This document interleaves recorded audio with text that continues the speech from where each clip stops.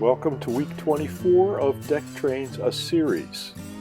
Today we're featuring the last of my Fleischmann American prototype sets from the early 60s, box set number 1367/6G, featuring, believe it or not, the number 1367 Union Pacific 282 Mikado Steam Locomotive, and it's going to be pulling the 1425 undecorated brown flat car, the 1426 Pennsylvania Railroad fish belly gondola, the 1427 Bangor and Aroostock, state of Maine, billboard boxcar, the 1429 Western Pacific rides like a feather boxcar, the 1438 New York Central two-bay coal hopper with the load, and following all this, we'll have the undecorated version of the 1435 red Caboose.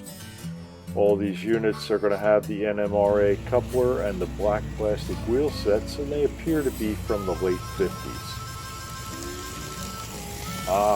But in part 2, we're going to add to this existing train a two-vehicle load of 1963 Ford Country Squire station wagon made by Ingap, because Fleischmann did not release any American prototype vehicles, to our flat car.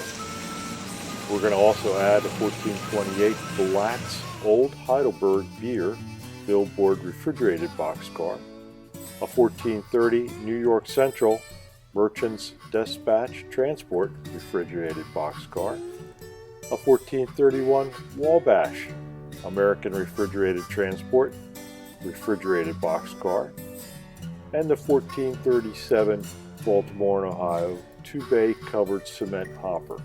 And we'll do all this just to test the metal, die-cast metal, get it?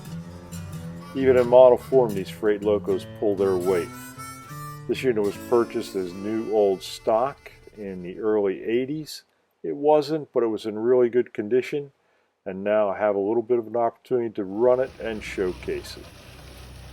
And for all those trivia fans, mechanical refrigeration for the railroads really didn't catch on until the late 1950s, and the ice-cooled reefers were still in service until the early 70s.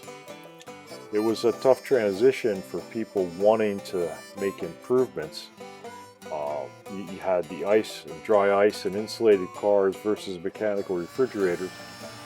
They were a big improvement, but the cattle industry, the railroad industry, they were afraid of losing money with the loss of the cattle yards and the stock cars just to the transport of carcasses of beef.